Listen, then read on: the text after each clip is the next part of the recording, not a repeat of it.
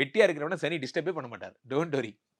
அப்போ 2ஆம் வீட்டில் இருக்கக்கூடிய சனியால் எந்த ஆபத்தும் இல்லை என்பதை தயவு செய்து மனதில் கொள்க. பிஸியா இருக்கிறதுக்காக சந்தோஷப்படுங்க. 2ஆம் வீட்டில் இருப்பவர் 2, 3, 4ஐ பார்க்கிறார். இங்க தான் இருக்கு சூப்பரான விஷயம். என்ன சூப்பரான விஷயம்? அந்த 4ஆம் வீடு என்பது உயர்கல்வி, உயர் பதவி, மரியாதை, மதிப்பு, கௌரவம், அடுத்த லெவல். அது நெக்ஸ்ட் லெவல். நான் வந்து ஷிஃப்ட் இன்சார்ஜா இருந்தேன். இப்ப நான் செக்ஷன் ஹெட் ஆயிட்டேன். செக்ஷன் ஹெட்டா இருந்தேன். டீம் லீடர் ஆயிட்டேன். டீம் லீடரா இருந்தேன். அதற்கு அடுத்த பதவி. எல்லாருக்கும் ஹெட் ஆயிட்டேன். இந்த யூனிட்டுக்கு ஹெட் ஆயிட்டேன். அப்புறம் வைஸ் பிரசிடென்ட் ஆயிட்டேன். இப்படிதான் அடுத்தடுத்து அதாவது ஜாப் டைட்டில பார்க்கணும்னு அடிக்கடி நான் சொல்லுவேன். என் பதிவில் நான் அடிக்கடி சொல்லுவேன்.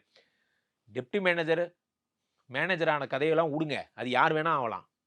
நீங்க ஜாப் டைட்டில் படி டீம் மெம்பரா இருந்த நீங்க டீம் லீடர் ஆனீங்களா இல்லையா? அதான் கேள்வி. நான் மெம்பரா சேர்ந்தேன் சார். நான் நல்லா கேமராமேன். நான் நல்லா பண்ணுவேன்.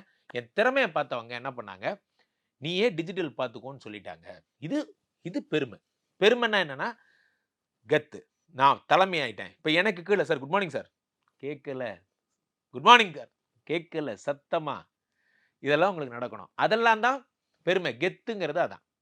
திறமையால் சாதித்தல் நண்பர்களே, உழைப்பாளர்களுக்கு மட்டுமே கிடைக்கக்கூடிய ஒரு பெருமை.